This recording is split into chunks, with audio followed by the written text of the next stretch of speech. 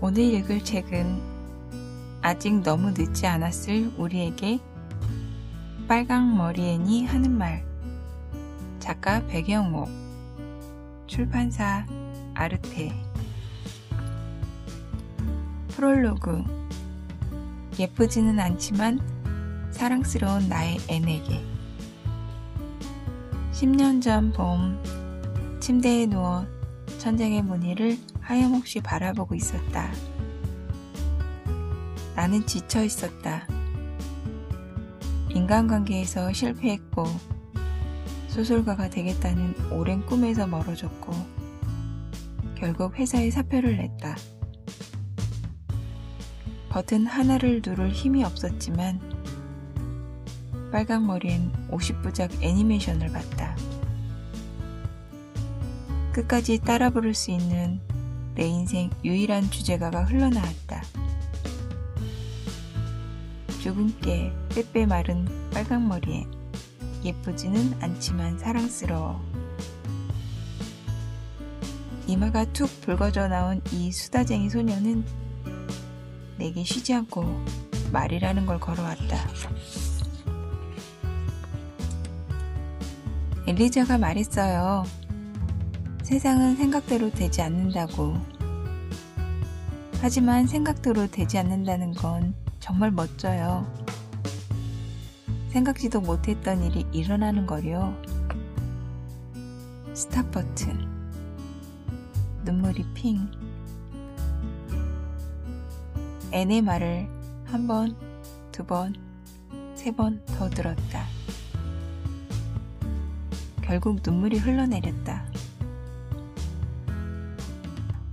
될 줄 알았던 시험에서 미끄러졌을 때, 영원할 줄 알았던 애인과 헤어졌을 때, 제대로 된 길을 가고 있다고 생각했는데 거꾸로 가고 있었을 때,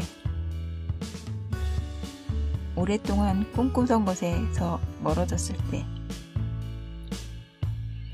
다시 한번 회사에 사표를 쓰게 됐을 때, 나는 앤의 말을 떠올렸다. 가끔은 앤에게 되묻고 싶기도 했다. 앤, 네 말처럼 생각대로 되지 않는다는 건 정말 멋진 걸까? 린드 아주머니는 아무것도 기대하지 않는 사람들은 축복받은 사람이다. 왜냐하면 실망할 것도 없으니까 라고 말씀하셨어요. 하지만 저는 실망하는 것보다 아무것도 기대하지 않는 게 더 한심한 일이라고 생각해요. 수없이 앤을 봤다. 하지만 그때가 처음이었다. 나는 앤이 한 말을 노트에 적기 시작했다. 앤이 한 말을 듣기만 했을 때와 그녀에게 들은 말을 노트에 적었을 때의 차이는 컸다. 그 차이만큼이 내겐 기적의 크기다. 나는 다시 한번 실망하더라도 오래 꿈꿔왔던 것을 기대해보기로 했다. 나는 다시 소설을 쓰기 시작했다.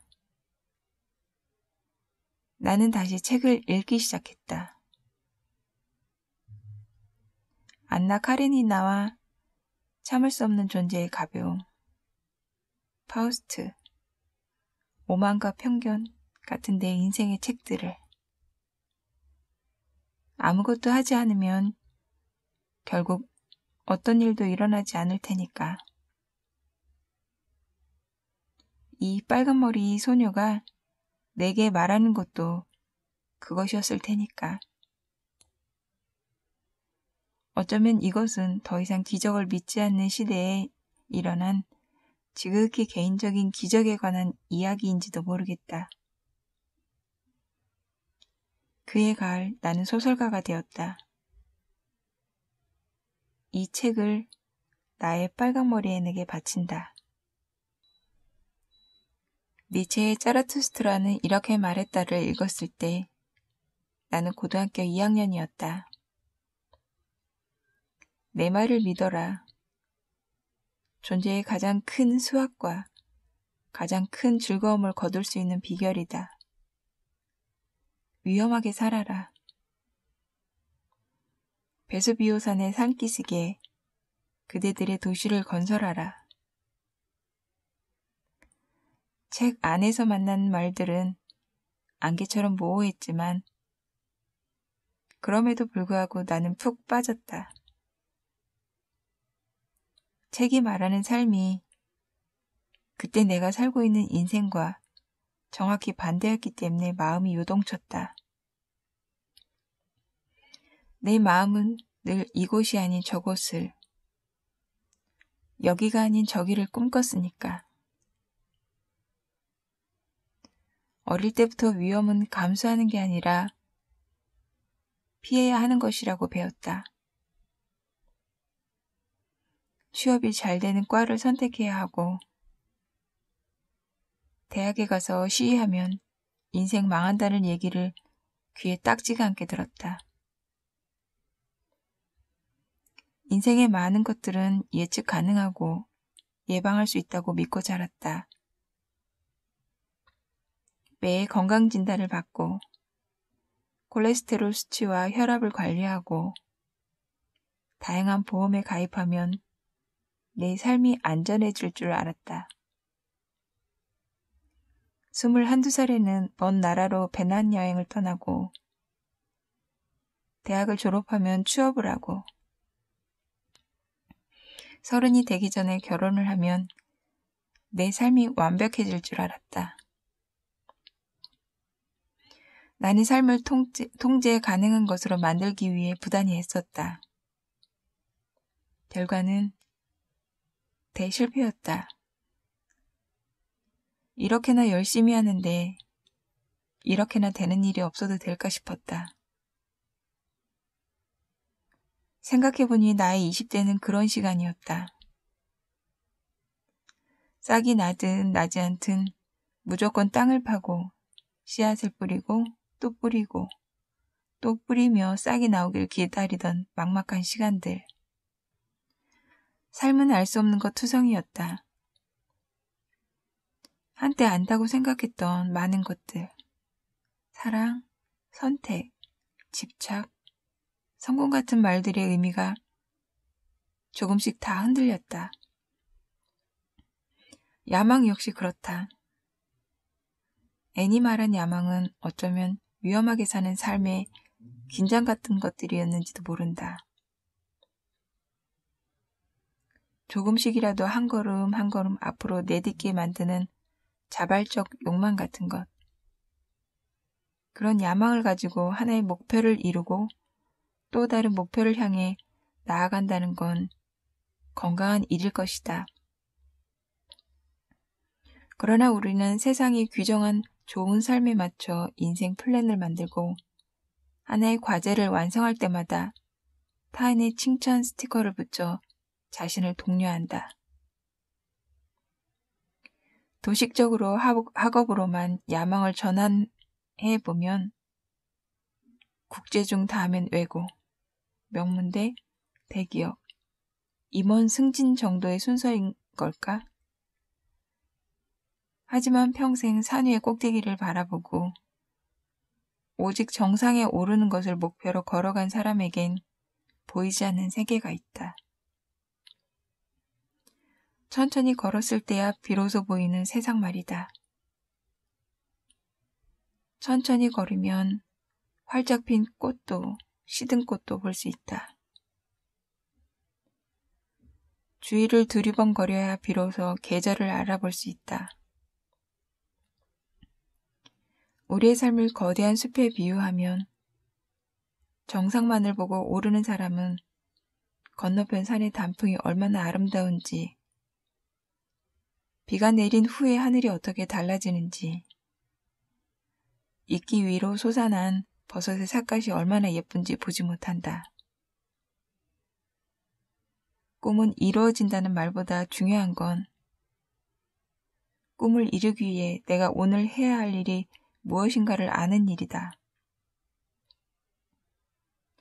세상을 천천히 응시하는 일은 나의 마음을 꼼꼼히 읽는 일이기도 하다. 내가 하고 싶어하는 일이 정말로 나의 야망인가를 들여다보는 일이다. 나도 모르게 다른 사람들의 시선에 몰려 쫓기듯 하고 있는 일들을 자기 의욕으로 착각하고 나를 소진시키고 있는 것은 아닌지 물어보는 일이다. 삶을 야구에 비유하면 나는 이제 홈런을 치겠다는 야망보다는 출루율을 높이기 위해 연습을 거스르지 않는 선수가 되고 싶다. 살면서 중요한 건 어쩌면 타율이 아니라 출루율일지도 모른다. 살다 보면 좋은 볼을 보고 안타를 욕심내기보다 먼저 출루에 나간 사람을 위해 번트를 쳐야 하는 경우도 있기 때문이다. 중요한 건 안타 찬스에 번트를 칠 수 있는 선수는 다른 사람이 보지 못한 더 큰 세계를 볼 수 있는 사람이라는 것이다. 나무가 아니라 숲을 보는 사람은 종종 다른 사람이 내리지 못하는 판단을 하기도 한다. 야망의 기준이 나에서 우리로 확장되는 것이다. 몇 년 전 홍콩에 취재 여행을 갔을 때 그곳 관광청 직원에게 하지웨이 베이 근처 보링턴 다리 밑에서 일하는 홍콩의 때리는 할매에 대한 얘기를 들었다. 할머니는 우리나라로 치면 지금은 사라진 청계천 고가도로 밑에 작은 사당을 차려놓고 절찬 영업 중이었다. 바닥에 어지럽게 놓인 과일과 꽃, 향이 여러 개 꽂힌 단지들이 놓여있는 그곳을 걷는 동안 묘한 기분이 들었다. 각자의 신을 모시는 할머니들은 미워 죽겠는 사람, 즉 나를 힘들게 하는 사람을 대신 때려주는 사람들이었다. 할머니가 내게 물었다. 미워하는 사람의 이름을 말해봐. 나는 잠시 망설였다. 당신에겐 가장 미운 사람의 카테고리에 들어갈 딱 한 명이 존재하지 않았다. 평화시대라고 말할 법한 시절이었다. 하지만 어렵게 찾아간 마당이니 생각나는 대로 한 명의 이름을 적었다. 좋아하려고 노력했지만 끝내 좋아할 수 없었던 어떤 사람의 이름이었다. 미워하는 사람의 이름을 말하면 할머니가 먼저 부적을 그린다. 그리고 미워하는 사람의 이름을 적은 그 부적을 귀퉁이가 달아빠진 벽돌 위에 올려놓고 때리기 시작하는 것으로 다리 밑 제의가 시작된다. 이때 할머니들이 때리는 도구로 이용하는 건 놀랍게도 헌 신발. 어찌나 두들겨 댔는지 신발 뒤축이 너덜너덜해졌다. 머리가 하얗게 새고 허리가 구부정한 노인이라 부적을 대충 때릴 것이라 생각하면 오산이다. 어디서 그런 괴력이 나오는지 할머니는 5분을 넘게 부적 여기저기를 이리저리 두들기고 그야말로 입이 떡 벌어질 정도의 누더기로 만들었다. 사실 신발 뒤축으로 때리기만 하는 것도 아니다. 때리는 동시에 쉬지 않고 뭔가를 중얼중얼. 그렇게 시작하는데 아마도 그만 괴롭혀라, 떨어져라, 자꾸 그러면 혼내겠다 하는 식의 주문들을 외우는 것 같았다. 할머니가 그렇게 두들겨 패 너덜대는 부적을 호랑이 인형에 넣어 술떡을 먹여 태우는 장면은 내게 기이할 정도의 위로를 주었다. 미워하던 사람이 내 마음속에서 멀리 사라지는 것 같은 기분마저 들었다. 그의 때리는 할매를 만났던 일은 홍콩의 그 어떤 브랜드 숍이나 레스토랑보다도 내게 인상적이었다. 삐쩍 마른 말라깽이의 얼굴이 참 못생겼구만.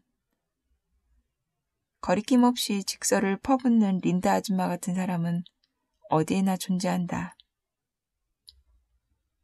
솔직하게 자기 의견을 말하는 게 건강하다고 믿는 부류들을 말이다. 이런 사람들이 한결같이 주장하는 게 나는 뒤끝 없다라는 것인데 사실 자기가 하고 싶은 말을 다 해버리는 사람들에게 뒤끝이 있을 리 없다. 무례하긴 해도 애니 린다 아주머니에게 화를 내는 장면은 통쾌하기만 하다. 부당함에 대응해 화를 낸다는 게 요즘 같은 세상에서 얼마나 어려운가. 화를 내지 않는 게 매너를 넘어 약자들에게만 요구되는 부당한 감정 노동이 된 세상이다. 별것도 아닌 것에 참았던 화가 폭발하는 분노 장애를 겪는 사람들이 많다는 건 제대로 화를 낼 수 없는 세상이 만든 부작용이다. 우리는 분노의 건강한 기능을 거세당하거나 상실한 채 살아간다. 마음의 응어리를 풀지 않고 놔두면 그것이 남기는 무의식의 상처는 꽤 오랫동안 자신을 괴롭힌다. 화를 내야 할 상대에게 분출하지 못한 짜증은 마치 중금속처럼 우리 몸속에 차곡차곡 불순물로 축적된다. 짜증이나 신경질의 화살은 결국 나를 향하기 때문에 살아가면서 화를 내는 방법을 터득하는 것은 중요하다. 참은 방귀가 독하다는 말이 괜한 말이 아닌 것이다. 한 신부님은 자신의 사제실에 샌드백을 걸어놓고 화가 날 때마다 두들겼다는 고백을 했다.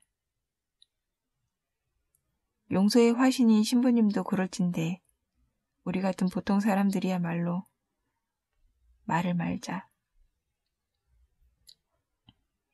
술자리에서 홍콩에 때리는 할매 얘기를 하다가 홍콩 관련 여행 패키지 하나를 새롭게 만들면 재밌겠다고 생각했다. 이름하여 아무래도 싫은 사람 패키지. 사표를 내고 싶을 정도로 미운 사람을 뒤로 한 채 빅세일 중인 홍콩 쇼핑몰을 돌며 1차 힐링. 맛집 천국인 식당을 돌며 2차 힐링. 홍콩의 소원 비는 사원들을 돌며 나쁜 사람의 폭망과 나의 대박을 비는 것으로 3차 힐링. 마지막 하지웨이 베이 근처 할머니들에게 찾아가 아무래도 싫은 그 사람을 마구 두들겨 패고 마음속에서 멀리 날려버리는 것으로 4차 힐링하는 것이다. 여행사 직원이라면 나는 이런 심신치유 패키지 상품부터 만들 것 같다. 절대 농담 아니다. 우리는 전직 어린이였다. 얼마 전 지의 6살짜리 딸 이야기를 들었다. 아이가 식탁에 앉아 물을 마시다가 컵에 담긴 물을 한동안 바라보더니 이렇게 말했다는 것이다. 엄마, 물속에 그의 얼굴이 있어. 여자아이는 유치원에서 한 남자아이를 종일 강아지처럼 쫓아다녔다. 남자아이가 뛰면 뛰고 걸으면 걷고 멈추면 멈췄다. 그러지 말라고. 그럼 아무리 좋은 사람도 질리게 마련이라고 말해줘도 아이의 귀에는 엄마의 말이 들리지 않았다. 아이는 그 애가 보고 싶다며 울었다. 종종 멍해졌다. 아이는 사랑에 빠졌다. 사랑하는 사람은 세상에서 가장 상처받기 쉬운 사람이다. 우리가 사랑이란 명사에 빠졌다는 조금 특별한 동사를 쓰는 건 사랑이 젖어드는 일이기 때문이다. 그 말은 이전과는 전혀 다른 나와 만나 크나큰 낙차를 경험한다는 뜻이기도 하다. 깊이를 알 수 없는 우물에 풍덩 빠지는 것처럼 말이다. 나는 쿨하고 드라이한 사랑 같은 건 이제 잘 믿지 않게 됐는데 그건 물기가 없는 곳에선 어떤 생명도 자라지 않는 이치와 같다. 생명이라고는 자라지 않을 것 같은 사막에 선인장이 존재하는 건 어딘가에 있을 오아시스 때문이다. 진짜 사랑은 사람을 성장하게 한다. 누군가를 좋아하는 마음은 타인에게 피해를 주지 않는 한 그 자체로 반짝인다. 그래서 7살짜리 남자아이가 17살짜리 누나를 좋아하는 마음이나 74세 할머니가 노인정에서 삼각관계에 휘말린 이야기를 들으면 어쩐지 사람 사는 맛이 난다. 망측, 주책, 주접 같은 말은 사랑이 붙이는 좋은 글씨다. 하지만 사람이 사람을 좋아하는데 나이나 인종, 성별의 차이가 있어서는 안 된다고 생각한다. 누가 누구를 더 좋아하는지에 대한 차이가 있을지언정 그 외에 차별이 있어서는 안 된다고 말이다. 내 나이가 어때서라는 노래를 신나게 틀어놓고 걷는 할아버지와 함께 걸었다. 할아버지를 몇 번이나 쳐다본 건 휴식을 즐겨야 할 한적한 공원에서 볼륨을 너무 크게 올린 라디오 때문이었지 그 나이가 싫어서가 아니다. 사랑은 결코 무례하지 않다. 사랑은 사람을 변화시키는데 만약 할아버지가 할머니와 오손도손 공원 데이트라도 하려면 볼륨을 저렇게 높인 라디오를 틀고선 대화를 할 수 없을 것이다. 지에겐 6살 꼬맹이의 사랑을 지지한다고 말했다. 그랬더니 단번에 넌 자식이 없어서 그래 라는 말이 날아왔다. 요즘 내가 제일 많이 듣는 말인데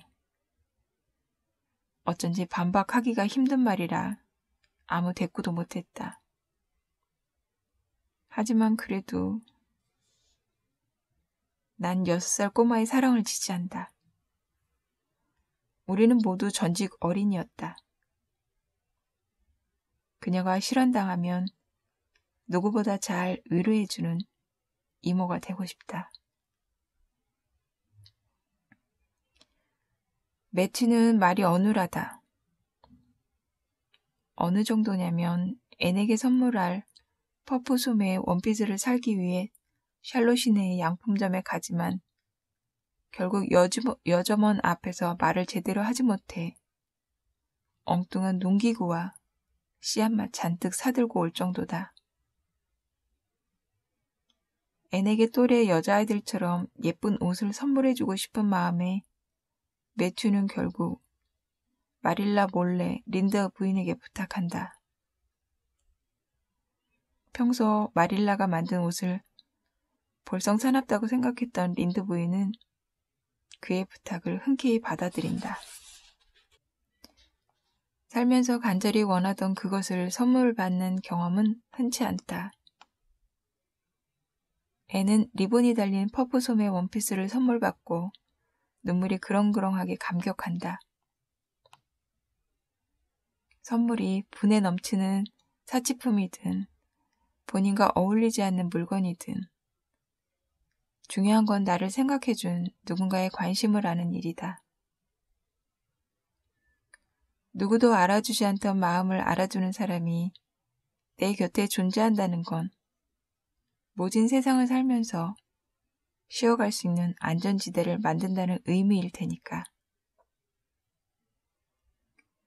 아이들은 자기를 더 많이 사랑하는 쪽보다 덜 사랑하는 쪽 부모의 마음에 들기 위해 더 많이 애쓴다. 그것이 생존에 더 유리하기 때문이다. 자신을 맞듣지 않아 하는 쪽에 자신을 버리면 미숙한 그들로선 생존이 어려워진다. 아직 너무나 약하기 때문에 본능이 발달한 아이들은 그것을 직관적으로 안다. 이렇게 자란 아이들은 평생 부모의 마음에 들기 위해 노력하는데 어린 시절 부모에게 사랑받지 못한 아이가 효자 효녀가 되는 뜻밖의 일은 이런 기저에서 일어난다. 심지어 TV 고발 프로그램에 나올 것 같은 아동 학대 부모에게서 아이를 구해낼 때 아이가 부모에게 강한 애착과 충성심을 보이는 경우도 많다. 사랑만이 애착관계를 만드는 건 아니다. 그 반대의 경우도 있다. 어린 시절에 생긴 결핍 때문에 평생 부모에게서 벗어나지 못하는 사람도 많다. 가장 나쁜 부모는 아이를 사랑하지 않는 것으로 아이의 마음을 움직인다. 하지만 매튜의 사랑은 무조건적이다. 마릴라는 단호한 원칙주의자지만 매튜는 가끔 그 원칙을 뛰어넘는다. 매튜는 앤이 하는 일이라면 언제나 믿고 있어 라는 마음의 아이의 행동을 바라본다. 음행의 조화를 생각하면 이들은 앤에게 완벽한 양육자들이다. 매튜의 갑작스런 죽음 앞에서도 앤이 무너지지 않고 버틸 수 있었던 건 그를 사랑하지 않아서가 아니라 오히려 반대다. 매튜의 깊은 사랑으로 결핍 없는 독립체로 자랄 수 있었기 때문에 매튜의 죽음에도 앤은 그토록 어른스럽게 처신할 수 있었던 것이다. 마릴라의 엄마 수업. 처음부터 앤과 길버트는 잘못 만났다. 가장 전형적인 연애소설의 남녀 주인공처럼 이들은 만나자마자 곧바로 원수가 된다. 길버트 브라이스는 앤이 빨강머리를 얼마만큼 싫어하는지 전혀 모른 채 평소대로 장난을 친다. 홍당무, 홍당무. 교실 창밖에 풍경이 넋이 나간 앤이 자기 말을 듣지 못하자 길버트는 심지어 앤의 머리를 잡아당기기까지 한다.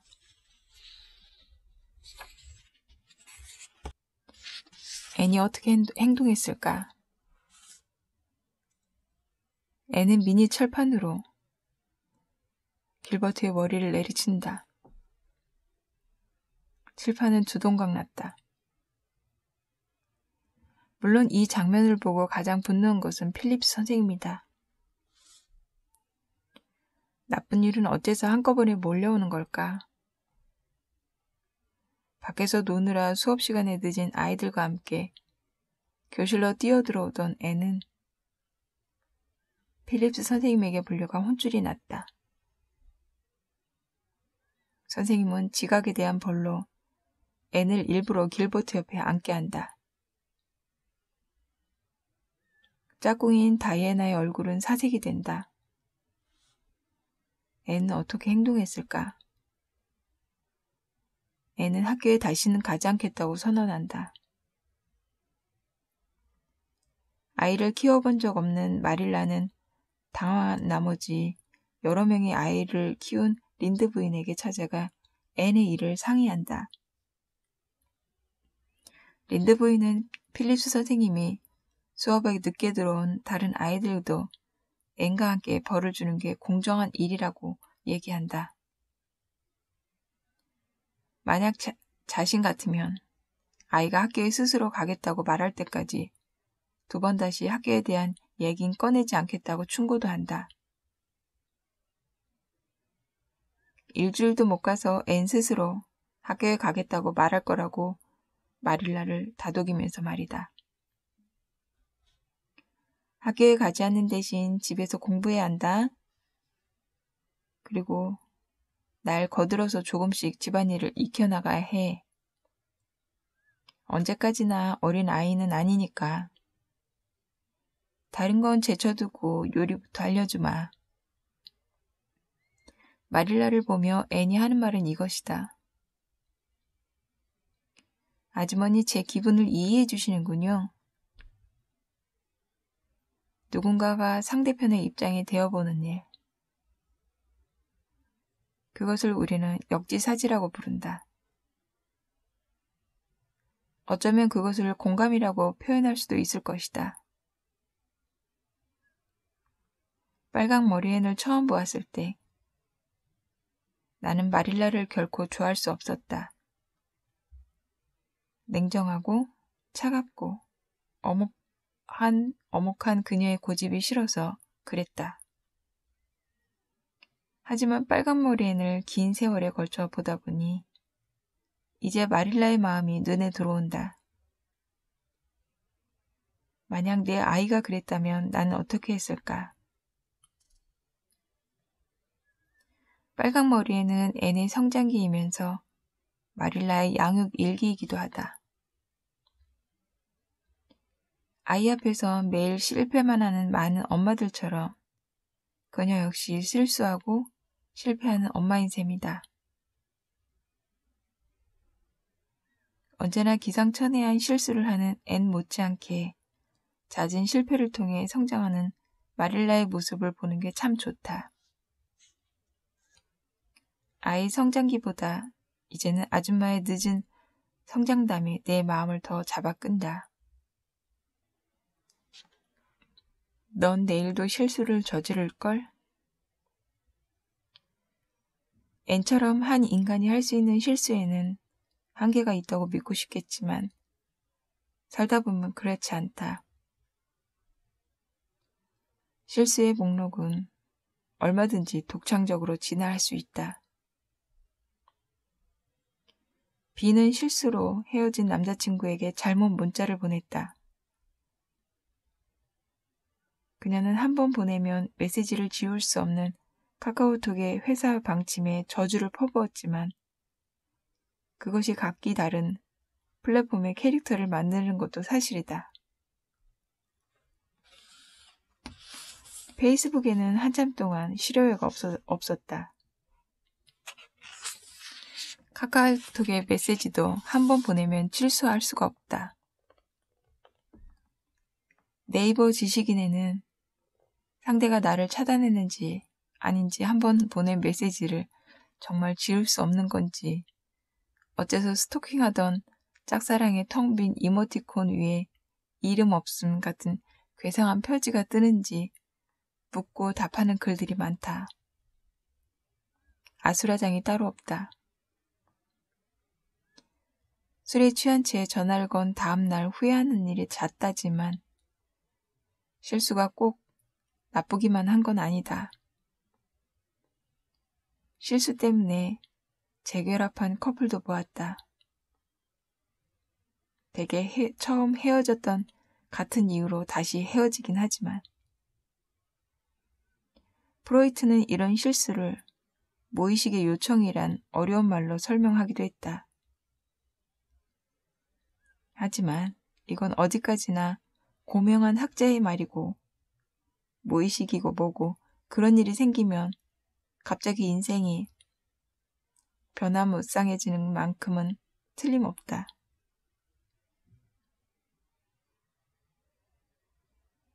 새로운 실수를 한다는 건 부주의한 탓도 있다. 하지만 다시 생각해보면 새로운 실수는 뭔가 새로운 일을 하고 있다는 증거이기도 하다. 앤의 말처럼 중요한 건 한 번 한 실수를 되풀이자 하지 않는 것. 실수 자체를 안 하는 건 아닐 거다. 하지만 아무리 노력해도 잘 바뀌지 않는 것도 있다. 타고난 약점이랄까? 치명적인 단점이랄까?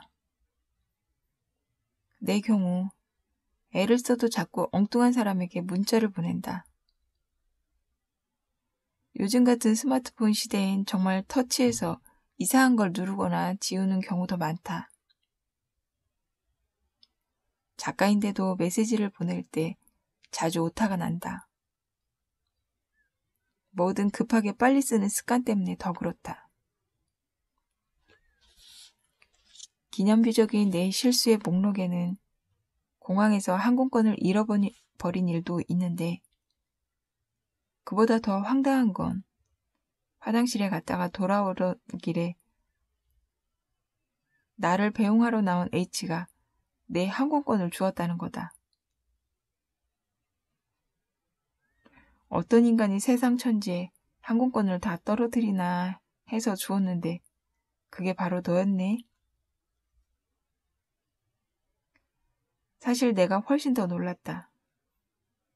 왜냐하면 그때까지 나는 내가 항공권을 잃어버렸다는 것조차 모르고 있었던 것이다. 애플이 그냥 사과였던 시절이 그립다. 삐삐를 치고 주머니 가득 동전을 넣어 공중전화를 걸던 시절이 그리울 때도 있다. 그렇다면 내 실수의 목록도 줄어들 텐데. 노력해도 안 되는 건 잘 안 되는 거다. 중요한 건 실수를 자기 몫으로 감당해내는 것이다. 어쩌면 그 사람만 하는 특이한 실수가 그 사람의 캐릭터가 되기도 하니까. 빨강머리를 보다가 불현듯 깨달은 게 하나 있다. 나는 여전히 N을 사랑하지만 지금은 N만큼이나 마릴라 아줌마 역시 좋아하게 됐다는 것. 어릴 적엔 마릴라가 그렇게 야박해 보이고 싫었다. 하지만 이제 마릴라의 마음이 이해가 간다. 지금 기준으로 수다쟁이 사고뭉치인 N은 주의력 결핍, 과잉 행동장애인 ADHD 진단을 받았을지도 모르는 아이다. 이전에는 잘 몰랐는데 표현하는 방법이 매튜 아저씨와 달라서 그렇지 마릴라는 따뜻하고 올곧은 사람이었다. 아기 공룡 둘리의 고길동이 인간적으로 이해가기 시작하면 나이가 든 거라던데. 많은 식구들을 먹여 살리느라 밤낮 없이 일에 찌들어 신경질 대마왕이 된 소시민 고길동의 삶이 이제야 내 눈에 밟힌다. 허락 없이 대뜸 남의 집에 쳐들어와 식객이 된 둘리가 고길동 입장에선 얼마나 미웠을까. 고길동에게 둘리는 여간 낯선 존재가 아닌데 심지어 공룡이니. 가장으로서 그는 하루가 멀다 하고 사고만 치는 둘리로부터 자신의 가족을 지키고 싶었을 것이다. 만약 길동이가 내 친구라면 조용히 효자손 하나 건네주고 싶다. 둘리, 도우너, 또치, 희동이가 합심해서 괴롭히면 등 긁는 척을 하다가 꿀밤 한 대씩 먹여주라고 말이다. 몇 년 전 곧 어른의 시간이 시작된다라는 에세이집을 썼다. 그때는 책을 마무리하면서 서문을 길게 적어 내려갔다. 나는 눈에 보이지 않는 풍경들 속에서도 낡아가는 시간의 주름을 본다고. 눈에 보일 리 없는 것들이 눈에 보이고 귀에 들릴 리 없는 것들이 들리기 시작하면 곧 어른의 시간이 된다고 말이다. 그 말을 쓸 때는 마릴라나 고길동에 대한 생각은 미처 하지 못했다. 하지만 이제 그들의 늙은 주름과 삶의 궤적들이 보인다. 이해되지 않던 그들의 행동이 이제 조금씩 이해된다. 사람을 빠르게 치려다 오타가 나면 삶이 된다. 인생도 그런 게 아닐까. 우리가 저지르는 실수들은 실은 사람들이 수없이 내고 있는 오타 같은 것들일지도 모른다. 애는 그 후로도 많은 실수를 저질러 마릴라를 걱정시킨다. 하지만 잘 자라나 어엿한 숙녀가 된다. 열심히 공부해 대학에 가고 그 시절엔 드물게 선생님이 되어 경제적으로 자립도 한다. 그 옛날 내가 어린 시절에 열심히 보던 종이접기의 달인 김영만 아저씨가 텔레비전에 나와 하는 말을 듣다가 문득 코끝이 찡해졌다. 어린이 여러분, 참 잘 자라주었어요. 걱정 말아요. 이제 어른이 되었으니까 잘 할 수 있을 거예요. 앤도 참 잘 자라주었다. 마릴라가 있었기 때문이다. 애는 꽃처럼 피어났고 마릴라는 낙엽처럼 저물었다. 나의 애에게 고마웠다. 하지만 오늘은 마릴라에게 더 눈물나게 고마운 밤이다. 오늘은 여기까지입니다. 들으신 모두 빨간 머리앤을 봤던 그 시간으로 시계를 되돌려 보시는 것도 재밌을 것 같은 밤이네요. 낭독을 허락하신 아르테 출판사 관계자분께 감사드립니다. 오늘은 여기까지입니다.